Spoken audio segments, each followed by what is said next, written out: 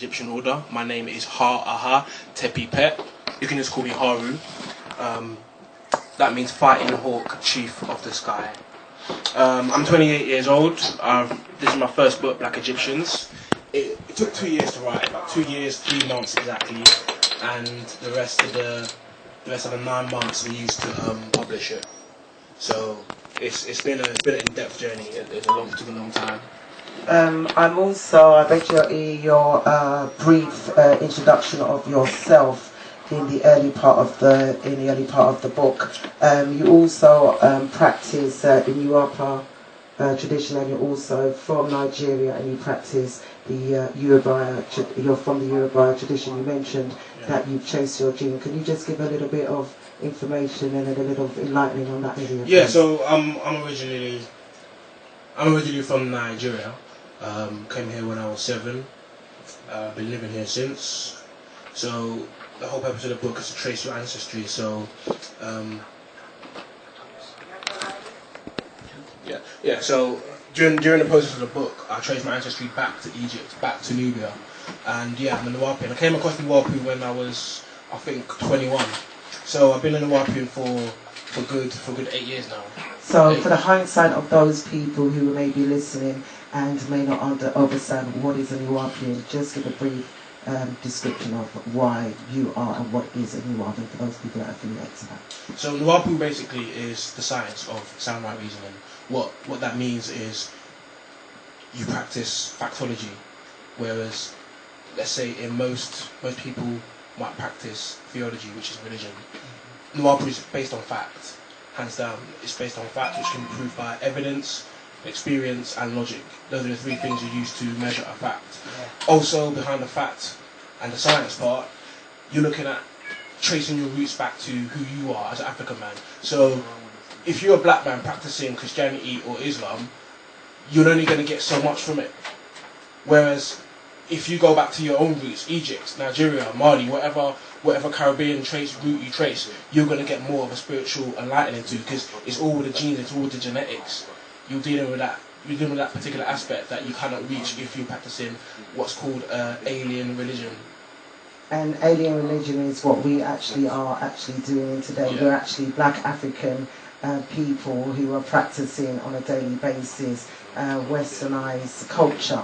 So I was having this discussion just on Sunday when we were talking about westernized culture and how much of that we may look like very many different types of melanated people.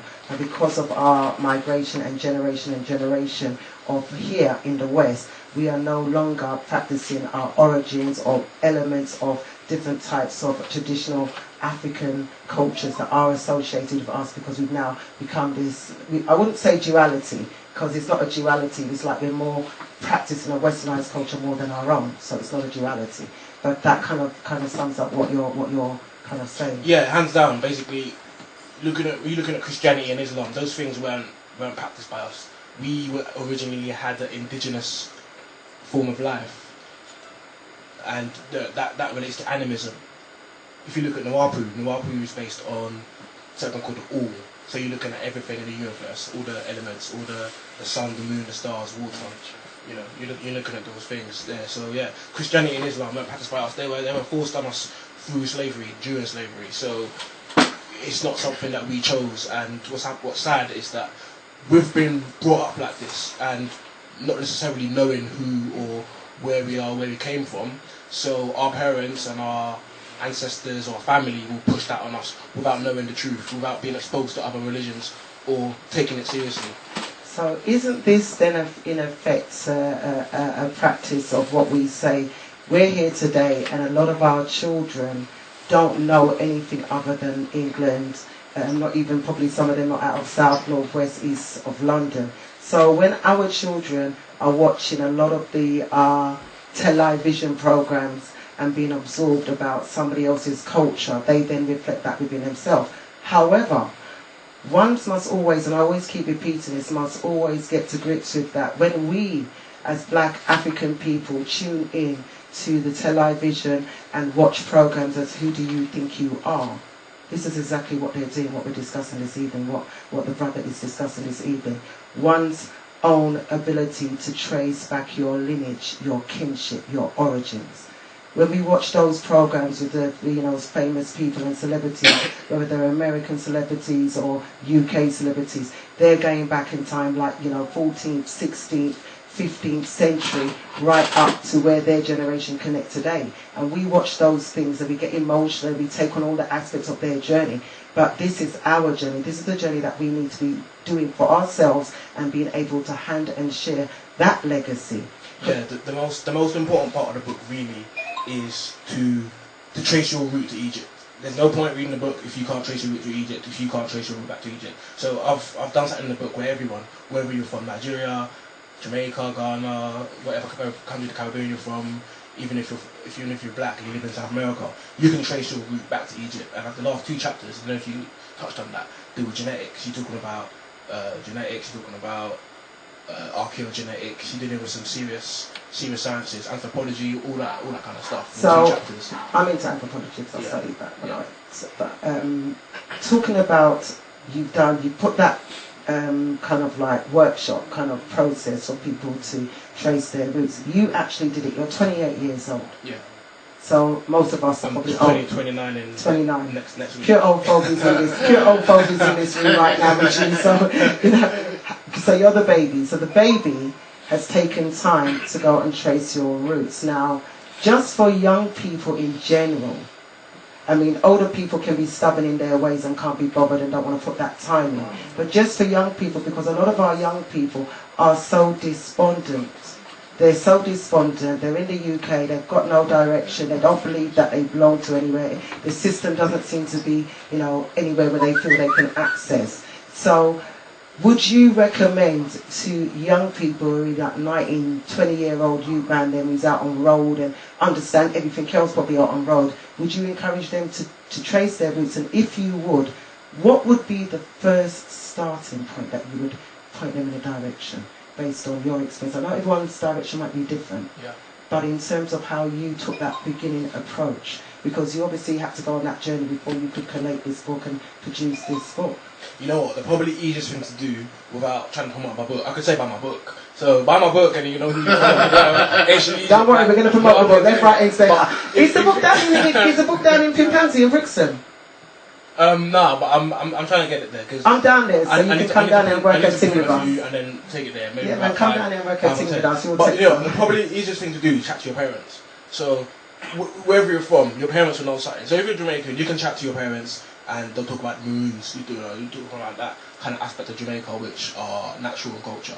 My ex-girlfriend was a maroon, so I know a bit about them. If you're Nigerian, wherever you're from, every country has their level of origin, and especially if you look at Africa, because we didn't necessarily write things down so much, and our history isn't so much out there. We had something called oral tradition, so we passed down stories of our ancestors through each other. So that's probably the easiest thing you could do. But do you believe that practice is kind of dwindled away now? Because we now, as families, when we look at black African cultural families, we don't actually sit and gather like we used to. We used to have that Sunday dinner together. Jokes will be busting, stories will be telling, we talk about the past, mum would talk about what she used to do, dad, and we used to have that. But because of the way our lifestyles is, our liberty is in this culture, in this English culture, we tend not to, we're caught up in this routine of the structure that it's set for us. We get up, set the alarm clock, we go to work, we spend 8 hours in a job, we put our children in school, we come home, we're overtired, we ain't got time to teach them homework, or we ain't got time to read, and that it seems to be and when we're talking about liberty, when I use the word liberty, it's not just the physical aspects I'm referring to, it's the whole energy and the whole aura of being in that drone type routine and not realising what is happening. Yeah, that's part and parcel of the Western world. But before we go on, can I just say the schedule for people? Of course, go ahead. So what I want to do today is the book is 10 chapters, 268 pages. But there's a few things which you mentioned that I want to touch on that are quite important. So I'll touch on the most important facets from the book, which you mentioned about talking about the ETs and stuff. But people need to understand why Egypt relates to you, because everyone wants to be cool, as it were, or people want something to aspire to, something that can say, yeah, this is mine. You know what I mean? So Egypt is cool in terms of rap, fashion, makeup, Hollywood. It's been touched on, which I'll go into. There's a popular culture aspect of Egypt which is serious. You're looking at Hollywood. You're looking at movies like Stargate. Yeah, definitely. Stargate had a good 10 series, so SG-1.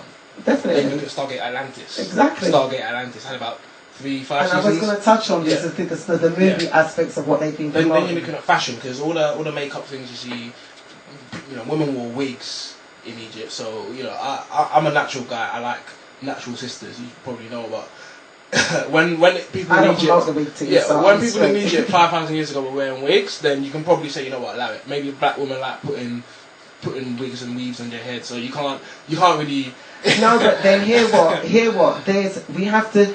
When we're talking about past and present, and we have to look at the social concept of one's development, because in past, even if ancient queens like Cleopatra and other, queens and princesses wore wigs, they didn't wear wigs as an identification of not being African, not being Egyptian. They wore wigs as part of their costumes, their presentation, ceremonies. Their natural hair was always present in that kind of aspect underneath. They didn't chemically treat it. Right, and they didn't chemically treat it. So when we're talking about our Egyptian queens and goddesses and priestesses, we have to put it in that context that at that period of time, it wasn't based on a self-hatred concept of trying to identify with somebody who's not you. They actually wore it to cool down in some whatever. It doesn't really make sense. Other aspects. Men and women wore it actually to cool down. Exactly. Because Egypt was hot back then. Exactly. And it still is. So just for the benefit of those people that are going to say, oh, well, I wear my weave on, it's all great because they did in Egypt. They did in Egypt, so I can't be this. You know what? I will diss it, not because it's about just trying to re-identify one's true self. But for me also, there are health aspects to that, and I'm a sister in that is always concerned about things we adapt and take on that we don't question. And as melanated people, we don't realise, that if we perm our hair, that we're not just perming the hair on our scalp, we're perming every single hair follicle in the entire human body. And that's your internal and your external organs. So I have concerns about this artificial stuff that we apply, without knowledge. Going on from that, so I want to introduce the basic ancient Egyptian race controversy, the two standpoints, which are basically the Eurocentric view versus the Afrocentric view. The Eurocentric view saying they were white, they were Arab, they were mixed, anything but black. Black Africans. Yeah. Then you've got the Afrocentrists saying that they were black, they were a great civilization, we come from them, and if that was true, then if you know that, which they obviously do, because they've written things, they've got museums, so they've studied this in depth, which most black people probably don't have. Right, we just read it, but they actually have the museums, the bones, fossils, mummies, everything that they actually study with. So they must know something. So if that's true, then why aren't you putting that in history books? There's an obvious controversy being done to stop us from knowing who we are, stop us from accessing that divine and seeking that information. Let me just quickly take this. Good evening to you, caller.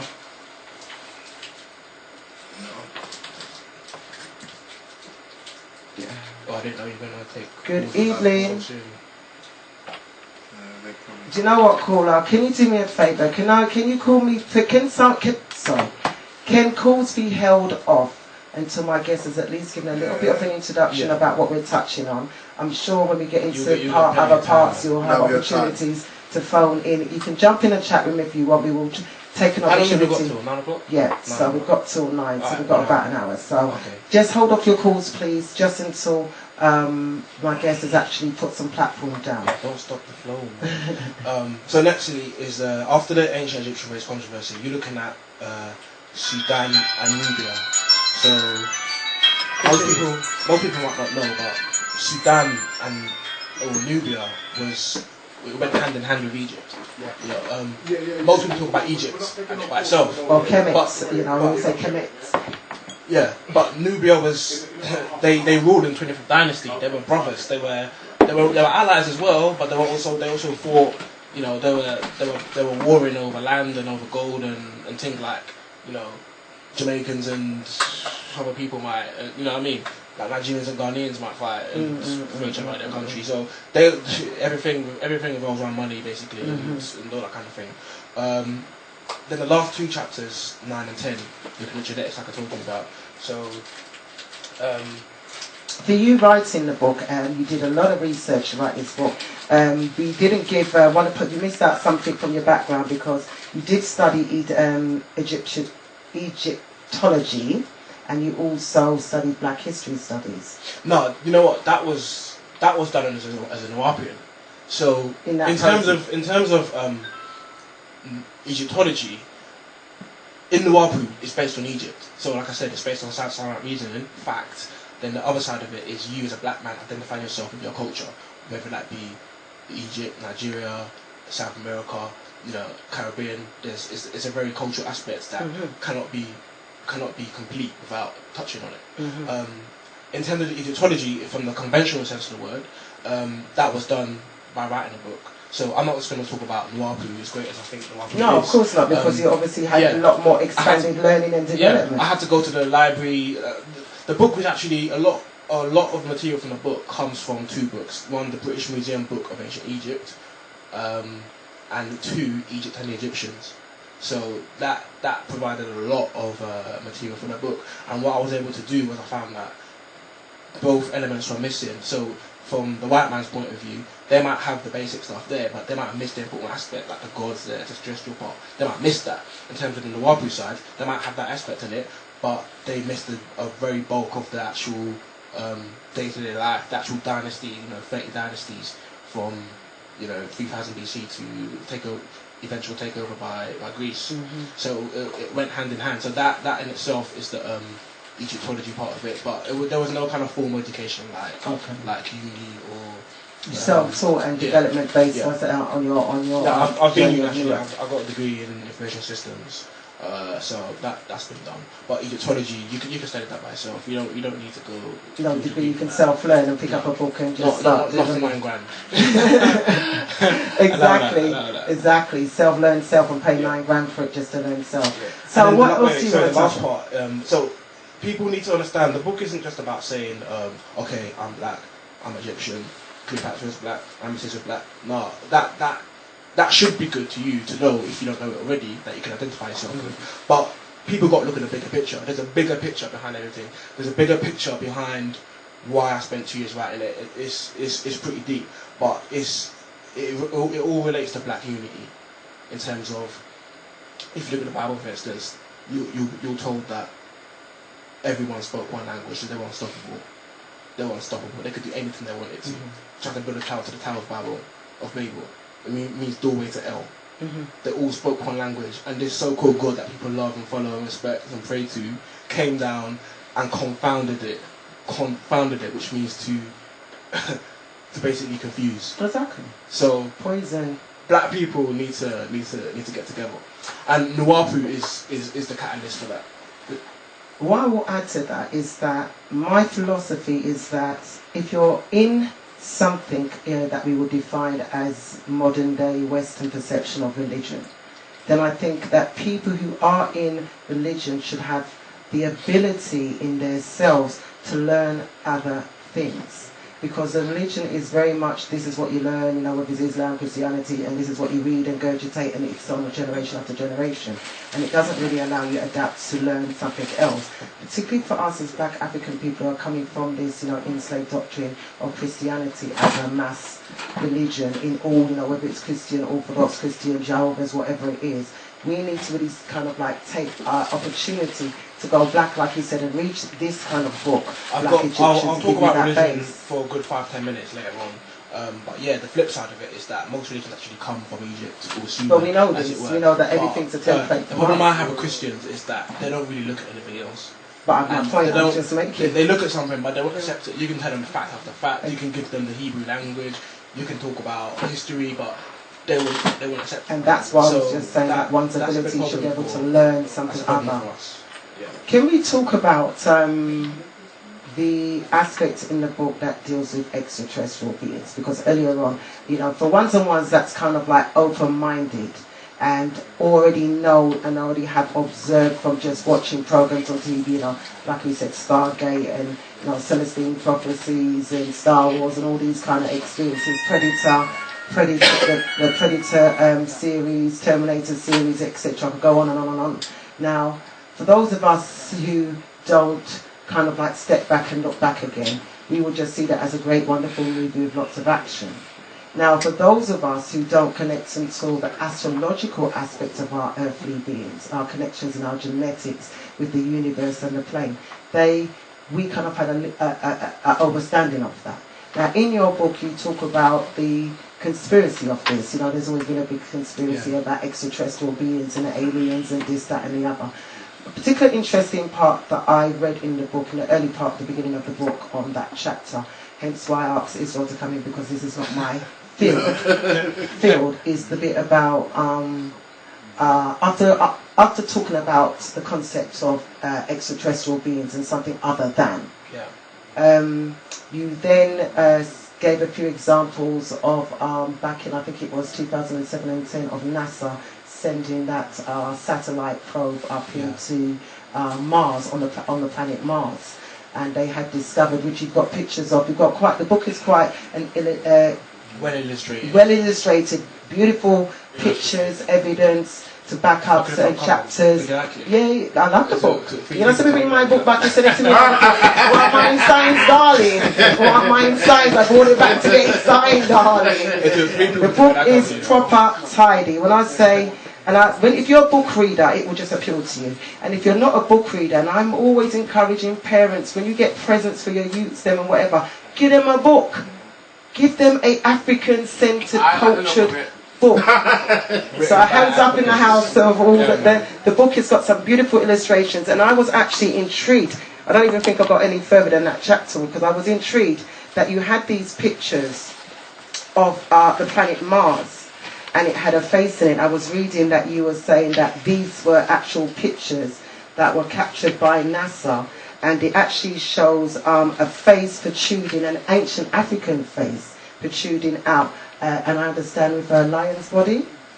No, that was just a face. That was just a face. But you went on to talk. The Sphinx is the lion's body. Right. So you went on to talk about that. So in relation to the issue of planets and astrological beings, you talk about how the sun, the moon, the planets, how far away they are from each other, and the impact of how this could be possible, that extraterrestrial beings are exist. And when I'm saying extraterrestrial beings, I'm not meaning a European concept of, like, you know, you've got these E.T. kind of come home characters. Well, you are in a bit though. No, yeah, but we're going to put it in its context. That's right, in its proper context. So before I do that, I'm going to give the mic over to Israel. So, yeah, I am, because aspects on the, and I'm sure that you can raise your own questions when we're debating this, particularly when we're talking about, you know, Mars's purpose and its planet, and it no longer being a planet that will habit life, but seems to have, you were talking about in your book, in the past, that Mars had... how far in chapter 2 did you get up to?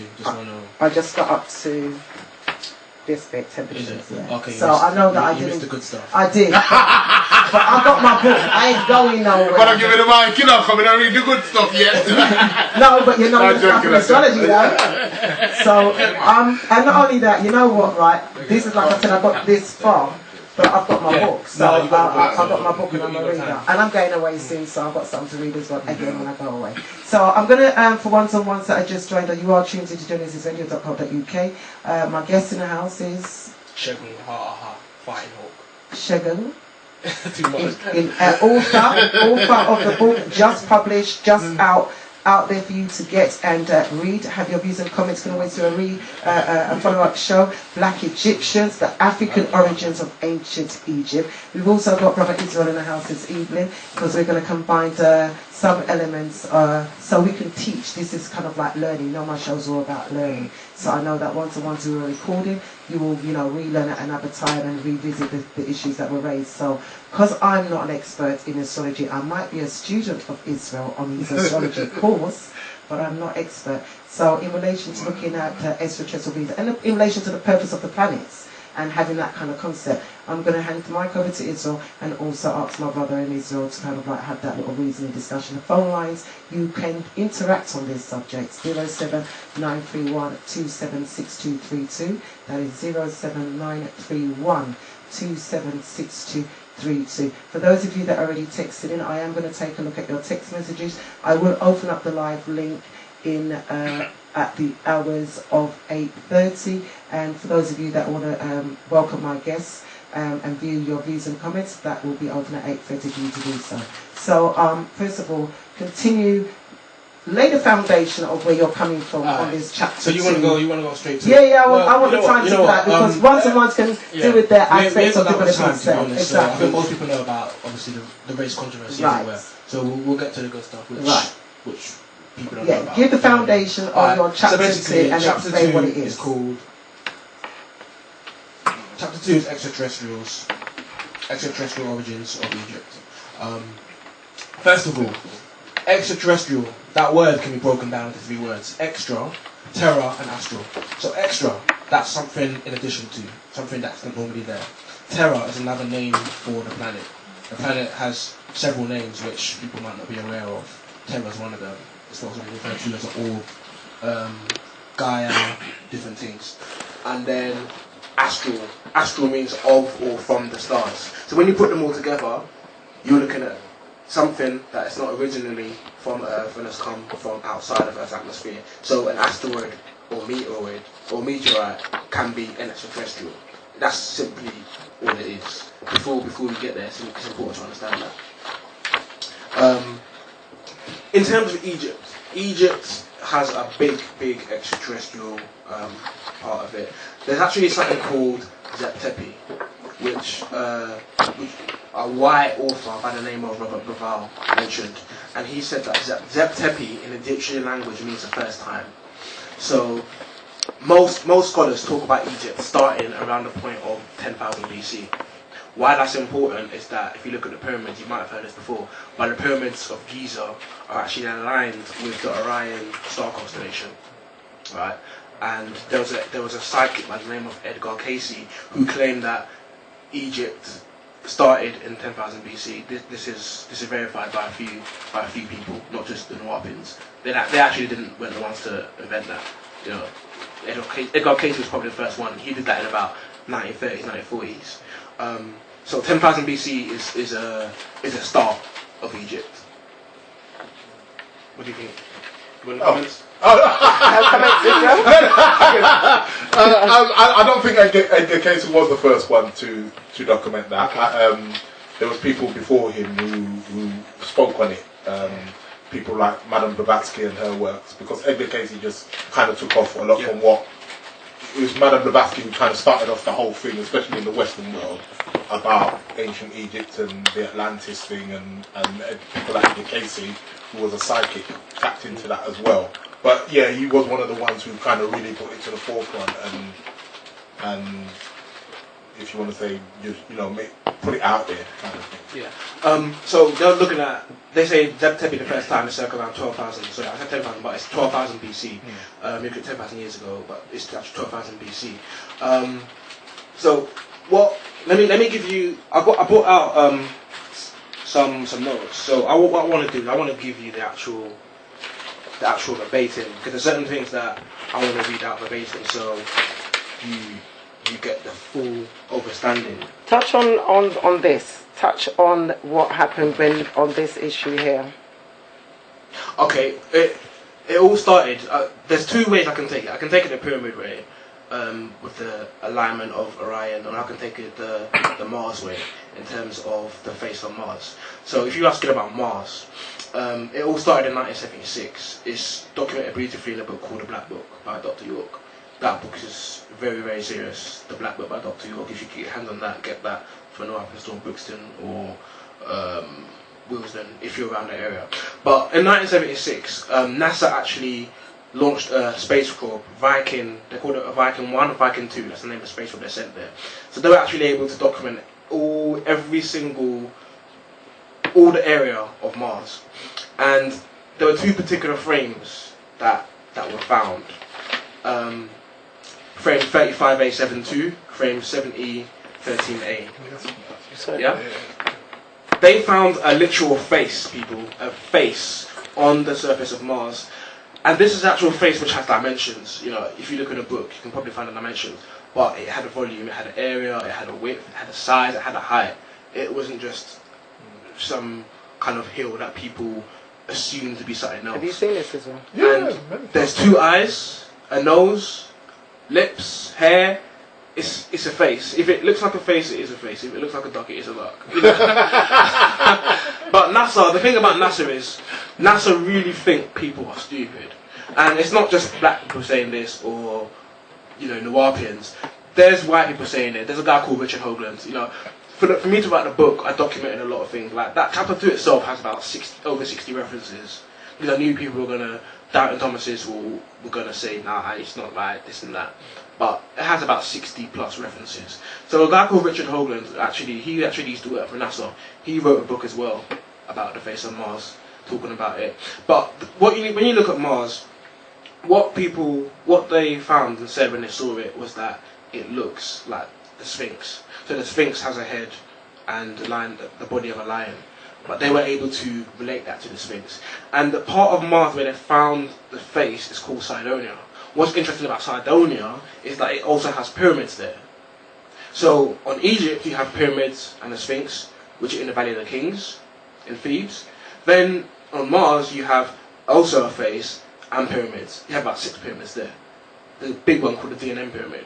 So why are both Egypt and Mars having the same kind of constructions? What's going on here? Is there a connection from an astrological point? Not necessarily. Not necessarily. I mean, Mars is the next planet as we go out anyway. Mars is the next planet along from Earth. So yeah, there is a strong connection between Earth and Mars, because Mars is the next planet. But when you say not necessarily, what do you mean by that? Are you saying there isn't a connection, or what with Egypt and Mars? The Egyptians, obviously, they were very well aware of Mars. They knew about Mars, of course, but they knew about all the other planets as well. They spoke about Mars. They spoke about it in their archetypes, in their mythology, in their stories. Mars is in there. So I'm not saying that they didn't know about Mars. They were well aware of Mars.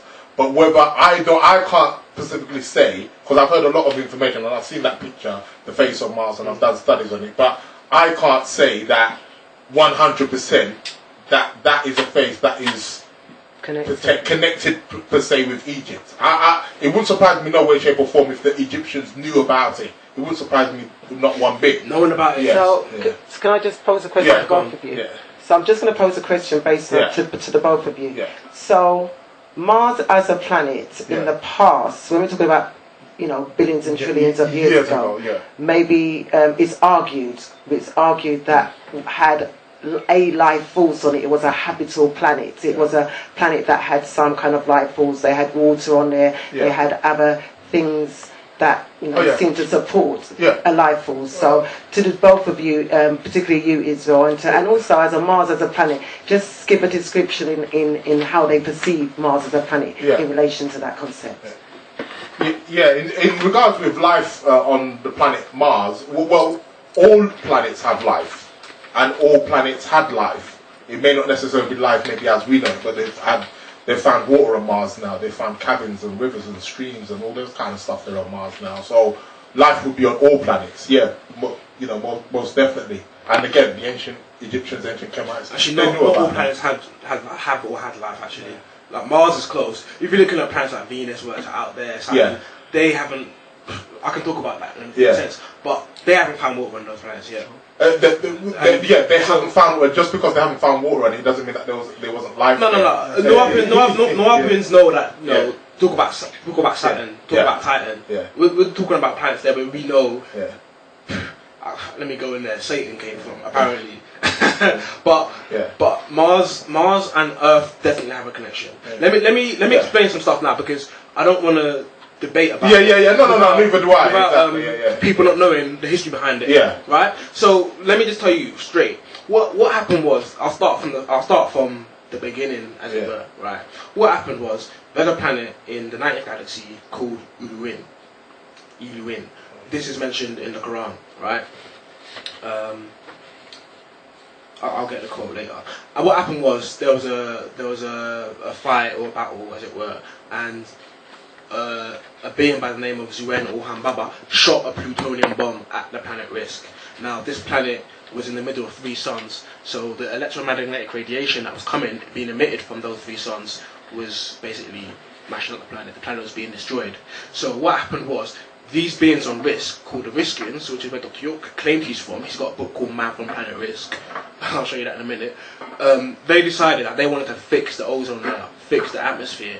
So they went out on a journey around the whole galaxy. They said, look, we need to find gold. What they wanted to do was find the gold, and they wanted to, I don't know what I'm looking for, but they wanted to monatomize it, to make it into dust particles, so that could actually fix the atmosphere, because the sun was literally burning up the planet. So on their journeys around the galaxy, they went into the 18th galaxy, which is what we're in now, the Milky Way, right? It's called that because of the density of the stars. That's why it's called the Milky Way. And Uranus in the 19th galaxy. They found beings on Earth. We were in the form then called Homo erectus. Homo erectus is an earlier form of man. It's kind of like an ape man. Now, scientists say that Homo erectus existed from about 1,600,000 years ago to 250,000 years ago. Dr. York says these beings came from Mars and they arrived here 450,000 years ago. Now, what they were doing was they were taking these Homo erectus from Earth, experimenting with them, literal IVF genetic research, taking them to Mars to develop them. It took about 600 years, right? So what happened was. So hold on, my question for that is, where are we getting the evidence to support this transition, this journey? In terms of which particular aspect? If I want to go and study and I don't want to join the organisation of New Albion or the Order, and I just want to go and learn this for myself, where would I go and back factual information up? Because, you know, you've studied your study. So if I'm going to be listening to you and this is what you're sharing and I'm going to make notes, for me as an individual, where do I go outside of joining an organisation? Can I go and search this factual information for myself? Yeah, of course, you can use the internet. But in terms of Nwapu, no one, from my knowledge, there might be someone out there who's done it, but no one from my knowledge has put so much in-depth knowledge of Mars and the pyramids in depth, talking about everything that's related behind it. Like I said before, you can go to Richard Hoagland, who's a white man. Not that it makes a difference, but you can go anywhere. You can go literally to NASA if you want, and NASA itself will tell you that they have water there. David Lack will tell you that Earth and Mars were actually in different places at the same time. So where Mars is now, Earth used to be. So that proves that Mars used to be in what's called a habitable zone, Goldilocks zone, as they call it, in terms of astrology. But in terms of looking, you have to do your research. You have to do your research. Do you make your evidence? But when you actually look at the evidence behind it, the face, the pyramids, all the stuff behind it, you can't but question, but acknowledge that life once existed on Mars, and the Egyptians are related to those beings who came from there. Okay, so if we're saying life exists on Mars, and no one's going to argue that because we're not up to now. No, you can argue. Scientists are trying to prove more and more there's some kind of, there was a life force on the planet. They know what's going on, because they found this in 1986, and there's a movie called The Box, which you should watch. I don't know if anyone's seen it. The what? The Box, Cameron Diaz. Yeah, I have. Yeah? Yeah. I don't know if you remember it, but there's certain things in there which they touch on. They know what the truth is, but they will never come and tell you, because they've got their own reasons. So, they've got their own agenda. Everyone has an agenda. So is your argument and your presentation in terms of that concept saying that the pyramids in themselves, because up till now none of the experts, so-called experts, have been able to define, describe, or actually repeat in a true form the pyramids of Giza, are you saying that therefore it wasn't constructed by our ancient earthly Egyptians, but constructed by the earlier life forms that came from Mars? Is that what your argument that you're putting forward? An Egypt holiday book, Egypt's Lonely Planet, literally says, if you go to Egypt, you cannot help but doubt that these pyramids were built by extraterrestrials. This is just basic. The pyramids are just ridiculous. Your arguments on that? No particular argument. So But also, just because you mentioned it earlier on about not being water on Venus, actually there is water on Venus. Although Venus is covered in this, they've detected that she's covered with this kind of thick pillar of smoke, and she's got volcanoes as well on there as well. But there is water actually beneath the surface. Nwapu is not a problem with extraterrestrial life and different. We actually say there's life on Venus, and there's particular people we call the Venusians, like Nikola Tesla and Edward big scouting. Yeah. These were some super brainy people that did some serious things. Oh, very. So we're not disputing that. Yeah, we're not disputing that at all. Yeah. I'm not saying every planet in our solar system has had life on it, Yeah. but Venus, Saturn, Jupiter, these are places where we've actually linked beings to. I mean, my particular take on it, and coming from what I've studied, I would just say that there's life on all planets as well. There's no such thing as anything out there that's just, it's just dead. There's nothing on there, like, it's got no significance. Do you get what I'm trying to say? Everything out there has a particular significance. It's vibrating, it has life on it. We may not be able to detect it with instruments that we've got at the moment, and as we've known over the last 30, 40 years, things have been improving. Man can see further now. They can see, they're discovering new galaxies, a new thing. They've always been there. It's not that they ain't been there. They've always been there, but we haven't got to that particular, For the benefit of the listeners, let them know who you are, please, and what you do. Oh, my name's Israel. Everyone knows me. I know that, for the benefit of anyone. For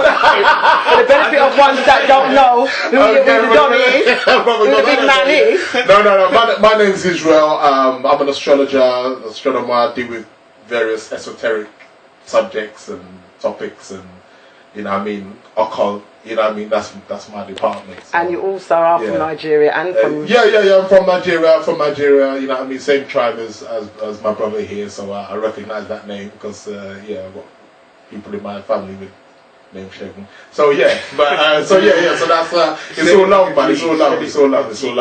But you know what, like I was saying, let me just finish the Face of Mars. Right, there's a book called The Holy Tablets, which is basically the Nuwapian Bible. Yeah. In it is the Sumerian tablets. This all basically I've read it. Loads of Sumerian documents like the Enuma Elish, Atrahasis, books where the Bible actually comes from, which can be proven. Right. So in the Holy Tablets, they say literally, the face of Mars is the face of Homo erectus. It is the face of Sakar, or who you know as Adam. The Anunnaki set up bases on the planet Mars 450,000 years ago before coming to the planet Earth. Homo erectus were being abducted from the planet Earth and then taken to a laboratory on the planet Mars where they were being made into Homo sapiens. What you are seeing are remnants of cities, bases and monuments of an ancient Egyptian type civilization. Talk to me, people, talk to me. You're reading it, we're listening. So there's a few things in there which because you made a statement, so qualify the statement. Alright, let me qualify the statement. Now, first of all, Anunnaki, right?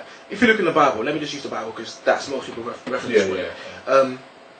If you look in the Hebrew Key West Study Bible, number 430, there's a word there, Elohim, in plural form, which means gods. So if you look at Genesis 1:26, it will say, and God said, let us make man in our own image and our own likeness. One, why would a God make man in our own image and our own likeness? And why would they say us?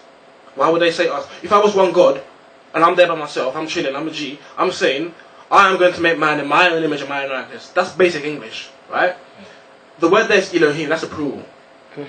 What people need to understand is that if you look at the Bible, Matthew 27:46, Jesus actually says, Eli, Eli, sabachthani, which means, my God, why have you forsaken me? The word there is Eli, which means God. The word there, in Genesis 1:26, is Elohim. So these Elohim are extraterrestrial beings, they are watchers. Elohim literally means watchers. When you look at Anunnaki, which I've talked about then, Anunnaki means those who came down in 50s. So when they came down from their spaceships, which were called Shams, from their mothership Nibiru, they came down in 50s. So that's their name, those who came down in 50s. It's action, right? Just like Moses means to go over, to cross over, right?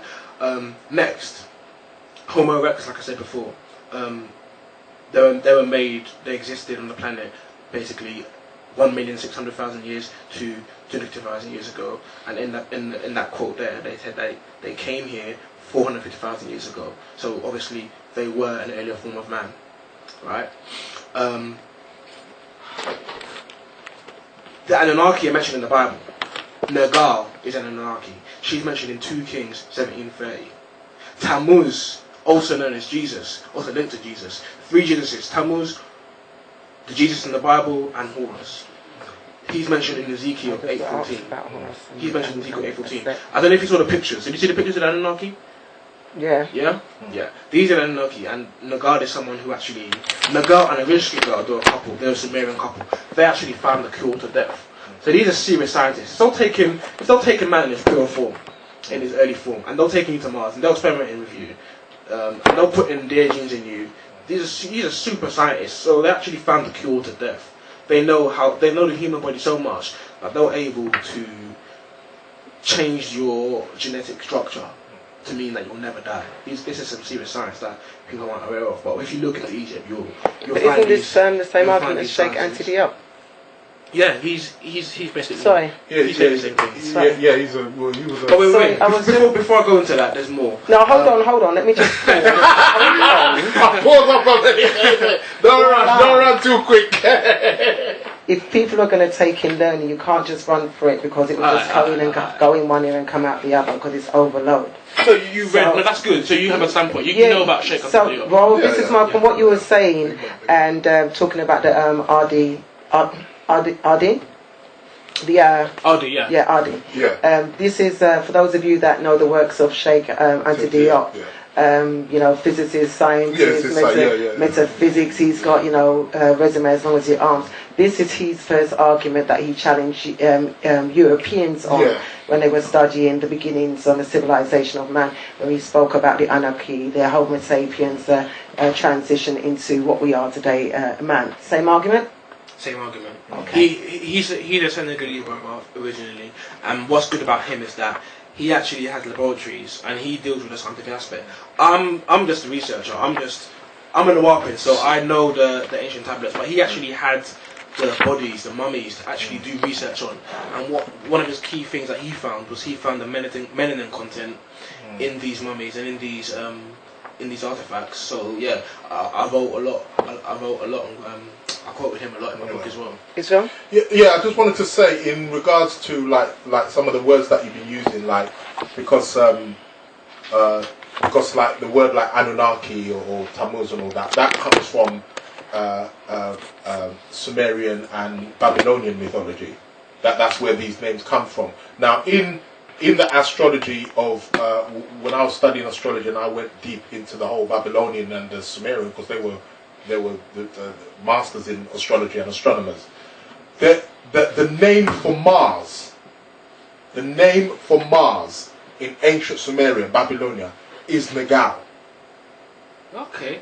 You understand what I'm trying to say? So this is why very often I find that he pops up in certain lines like this. It's Nagal. Now Nagal or Mars, if anybody who's into astrology, when you start getting to the symbolism of what Mars represents, because Mars rules the first zodiac sign, which is Aries, which is about the impulse of life. Okay. Oh yeah, because he said next week. I remember I'm next week as well. He didn't even clock actually, because he said I'm next week Thursday. My birthday's March 21st. Oh, we're the same day! Oh my gosh!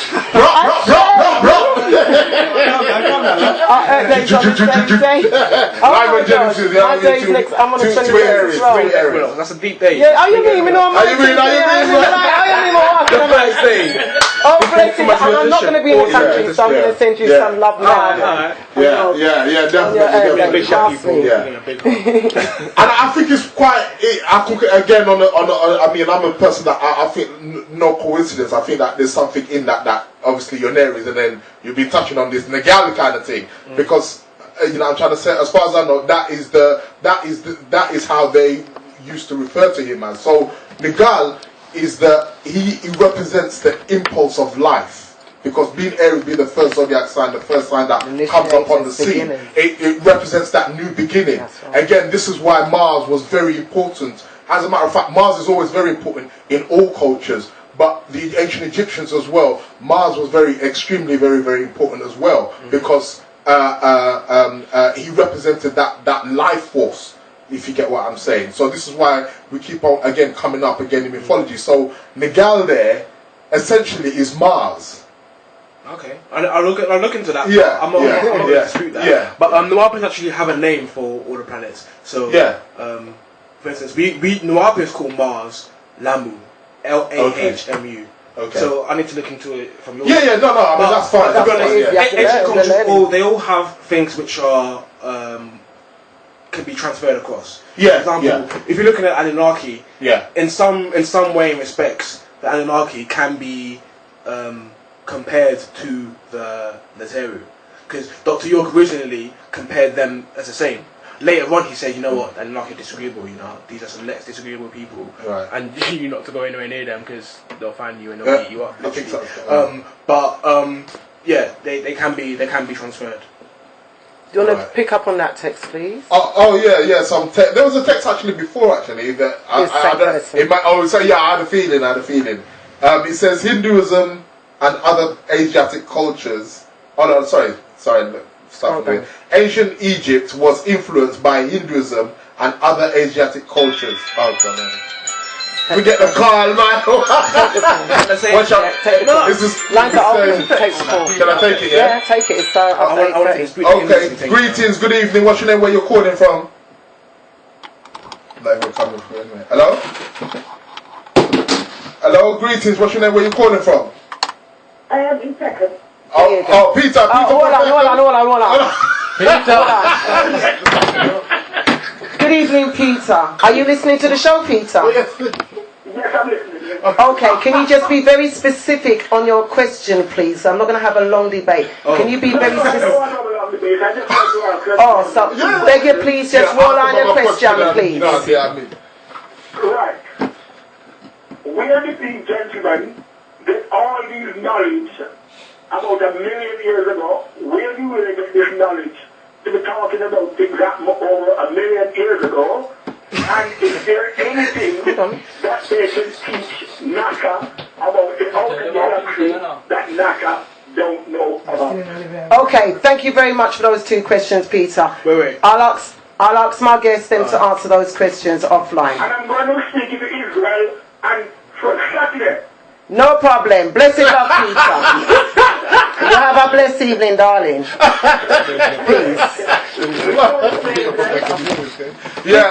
Okay. Genesis of the message. Invest in your children's future instead of raving and drinking and smoking. Genesis. Okay, two questions. Right. Both of you are scholars in your own field. You're both scholars in your own field.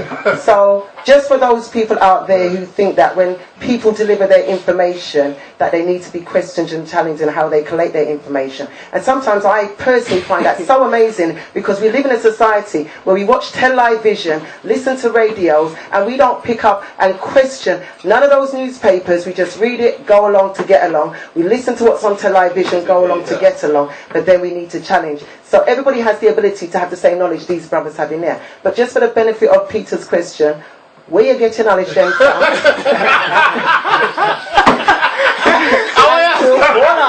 Hold on. And two. What qualifies that? Because everybody's qualified in something. So NASA's qualified. You got a man in school. NASA's qualified because they had people in there that went and studied and specialised in certain fields. So, and also, I personally don't think there's not much we can teach NASA, because NASA's got the technology, the resources and equipment to do what they want to do. But I think we have our own ability, not only to be scholars of our own, but to be inventors and to be scientists and to be forensics and to learn the same knowledge that was taken from us. Go back and take back the knowledge and go on for us. Quantitative. So Israel, you do your one first, darling, and then Israel, here's yours. Okay, no problem. Alright, so first of all, I got my knowledge from hands down Dr. York. Dr. York is a spiritual master. He is an incarnated being from the planet Risk. He has been assigned here to guide us. My man is locked up in prison for 135 years. So obviously someone out there don't want my man to be teaching what he's teaching. You're a learner. I'm a learner. And there's other people as well. I don't know if you know the book, but this is spiritual and divine information. If you're looking at people like, okay, you're talking about people that have tapped into the mental reservoir. Right? You're talking about people who are adepts, spiritual masters. Before this, I wouldn't be able to know that. All I go is NASA's this is that. But NASA knows Mars is so 100. So there's satellites up into this here. particular distance from the planet Earth. Apart from that, NASA don't really have nothing for me. Or they do quantitative research. Israel. Yeah. Well, basically, as the ancients said, there's nothing new under the sun, and there's nothing old under the moon. So there's a saying, as above, so below. What NASA is actually doing, and we can't say that, oh, NASA's discovered everything. There's so much. They're progressing as well. But what it is our self, the body, the human body, is nothing but a reflection of the cosmos, of the universe. True. You know, if you want to study... So me want to see why I flip for Peter, then what we trying to So if somebody wants to know about the universe, just look at self. So what NASA are doing, essentially, they're doing the same thing, but they're just coming from another end. They want to study it from the external perspective, whereas our ancient ancestors studied things from an internal perspective. Hence that's why it was baffling them when they went amongst the Dogons. And the Dogons, no telescopes, these people live in some dry rural land in West Africa, could tell them about Sirius A, B and C, how many years it took to them revolve around each other, where it was located, what size it was, the density. I don't bring cowboys on my show, darling. Yeah. You know what I'm trying to say? The density of it, you know what I'm trying to say? Which NASA only could confirm to be 100% correct years later. And these priests are things, because these priests can go into particular meditative states, they can go into certain trances, they can study exactly and transcend what we call here this physical world and know about what this universe is about. So what Peter's saying is that NASA I learned from we. Exactly. To be quite honest, they're actually playing catch up. Precise. True. They're playing catch up because the ancient Egyptians, Dogons, and cultures even that preceded them have done all this before. All what we're doing, we're just doing it's recycling. It's all recycling. It's all just been done all over again. You know what I'm trying to say? And that's what it is. So my question to both of you, once again, for hindsight of ones and ones out there, what you've learned as a qualified professional astrologer, this is your liberty, this is your being, this is who you are. Again, the young brother in the studio. I need to pronounce it correctly. You know, you can call me Har-Aha. Call me Har-Aha. That's my Egyptian name. Har-Aha. Har-Aha. Fighting hawk. I like that one. Har-Aha. Like me, like Sister Aura. You know what I mean? Har-Aha. Har-Aha. H-A-H-A.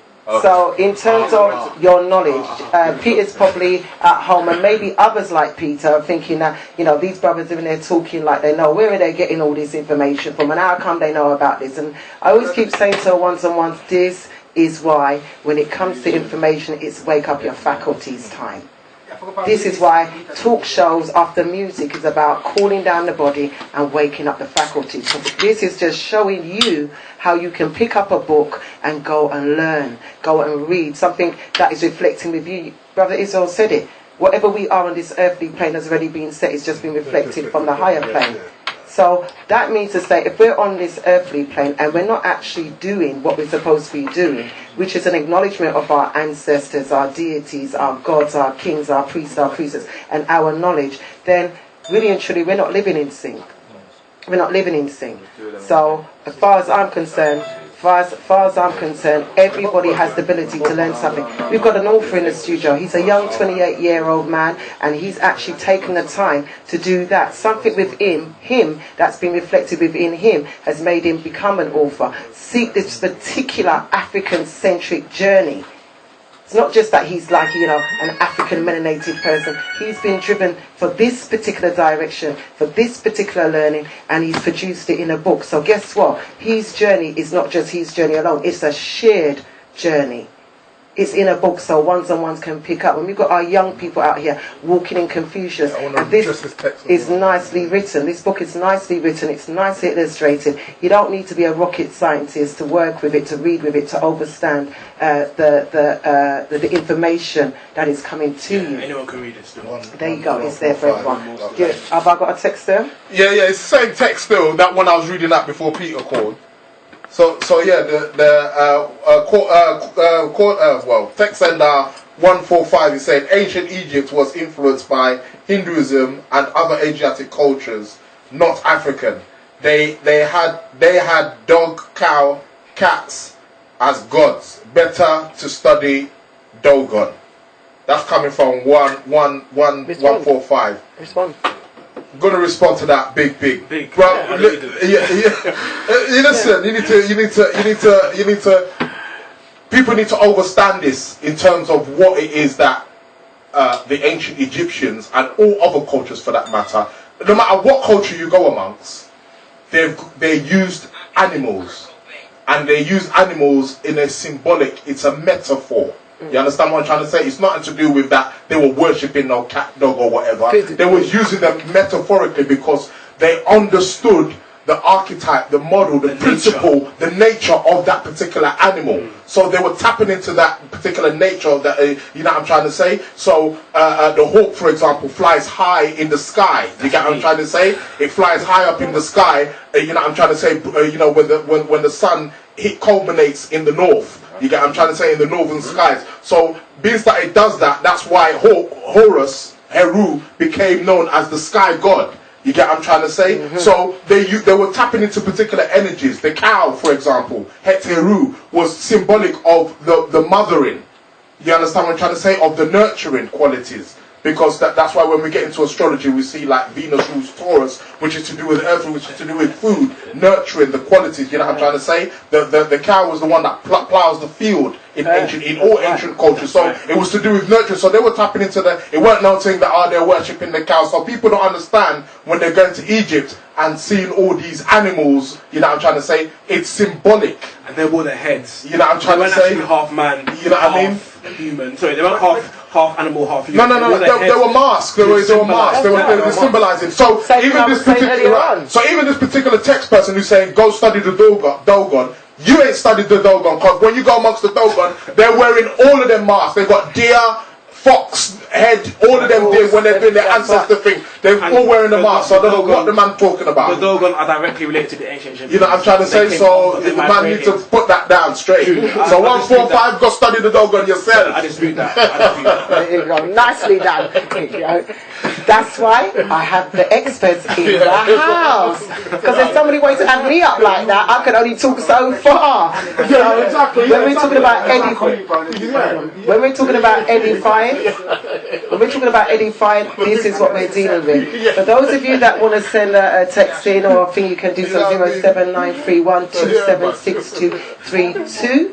You can 07931276232. And you know what? That's just highlighted that when we learn information, and again I see this as the part of the way that we've been inbred here as a Western way of thinking. We need to claim back the way our faculties are supposed to understand and interpret, analyze and reason. We very much reason in a westernized ideology, that's the word. We very much, even when we read something and we interpret, the first interpretation we will do is from a westernized ideology, where some of us will automatically just connect that with an African ancestry connection and then start seeking and finding out who these archetypes are. Remember, we need to understand, because the African journey, the African Holocaust is an untold story. It's an untold Holocaust.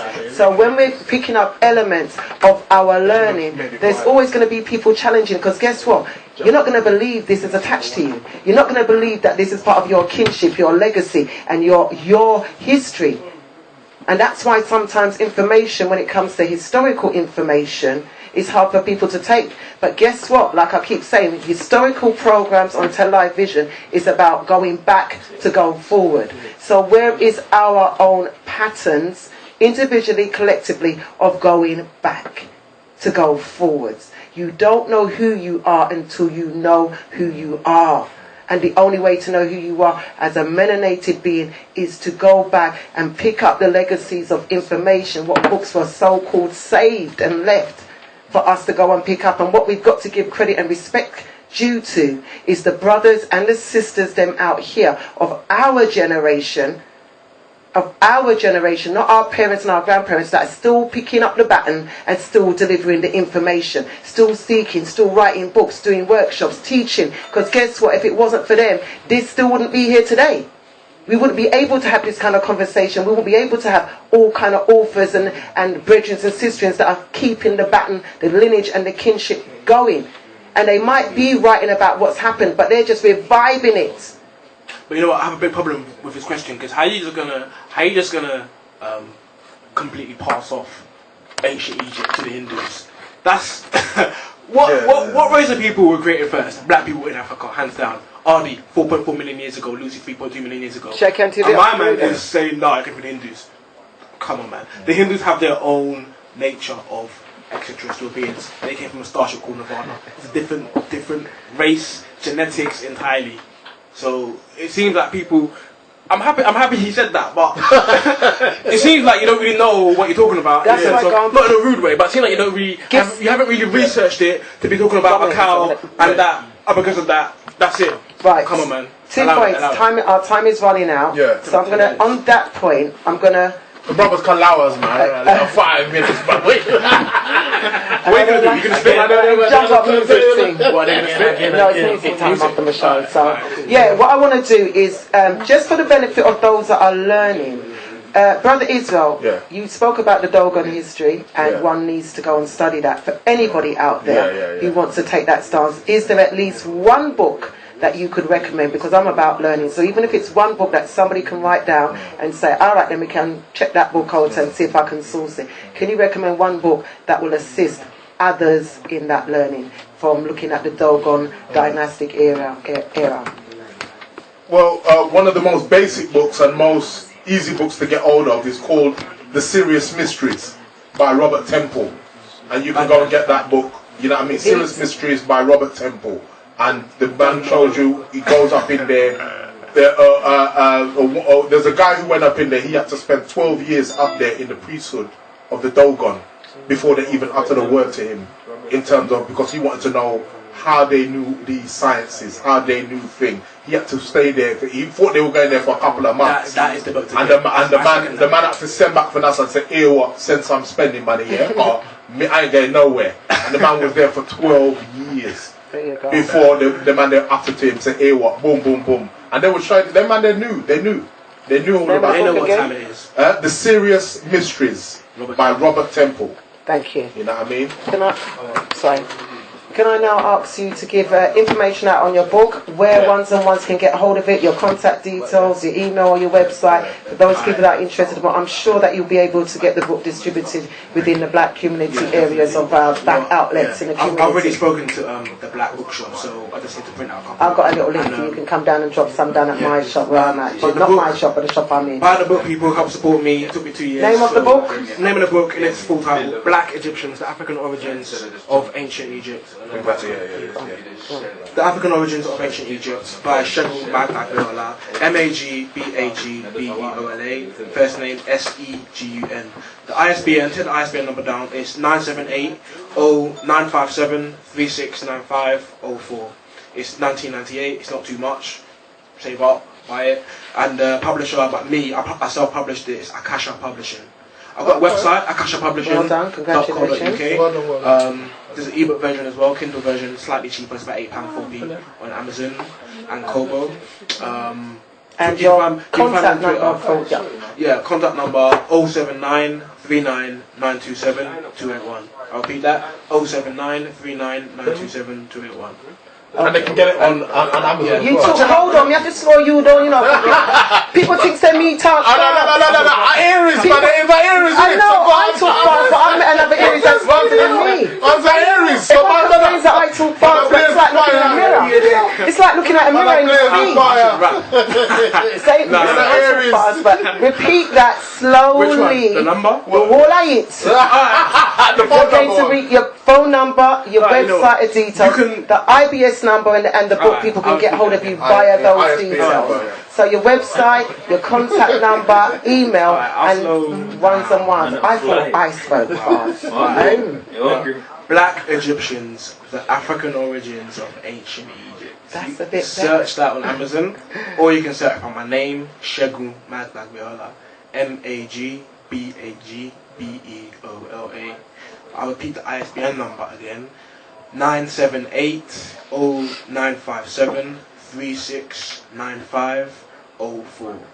My website, Akasha Publishing, AKASHA Publishing.co.uk. I'm on Twitter, Akashic84. That's AKASHIC84. And I've also got a Facebook page for Black Egyptians. Black Egyptians spelled with an I. So EGIPTIANS. Black Egyptians on Facebook. Okay, can we have your contact number now, please? 07939272281. I don't want no random people calling me. But call me, talk about the book. Only calling in relation. If I get some sexy girl calling,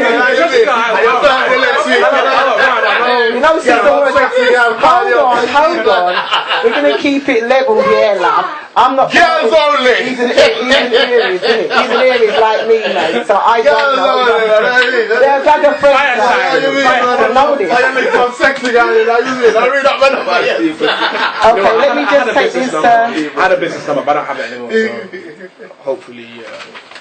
Okay. I ain't got time to take you 1145. It's on my last one. I get my people from Okay, Israel, quickly give out your number. So anybody that's into astrology, Israel does run astrology classes, which are 1-year courses. He does do the odd workshops and so on. You know that you can catch him on the airways. However, for those of you that are interested in the astrology courses, there's one coming up soon, I think in April. Yes, April. Beginning in April. Towards the end. And those of you that want a birth chart done and want to know, say who you are and what you're supposed to be doing in alignment. Numerology. In alignment. Everything. In alignment. So, we don't pet and powder around here, darling. Everything, We don't pet and powder around here, darling. Israel, please can you give out your details for ones that may be interested, please? And then I'm going to say we're out of here. I'm Black in the House in 2 weeks' time. Sister Deborah is back next week, Thursday. Same time, same place, 7 to 9. Remember, Sister Deborah, the Black Rose, give us some support and some love in the house. I'm out until the next 2 weeks. I'm not going to be about for my Earth Day, so all those ones that we're going to send love, you know what, I receive it wherever I am. I'm out. Israel. Come in. What you say? Okay then, just going to give my details out very quickly. Number is 07943669879. I repeat that, 07943669879. So hit me up, send me a text if you want to get your birth chart done and Genesis, man. There you go. Yeah, let me say goodbye to everyone. Thanks everyone for tuning in. Hopefully support me. Hit me up. Big up the brother, man. Still look. Well done. Bless it, love. Give thanks to my two guests. I'm out, peeps. Thank you for joining me this evening. Up in the house is Master Mix in the house. I'm out. Serious DJ. Ashay. Inducing persons to invest. You think something was a little simpleton round here, darling? It's a heavyweight round here, darling.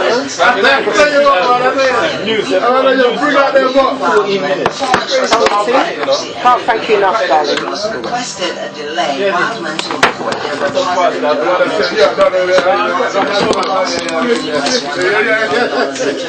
So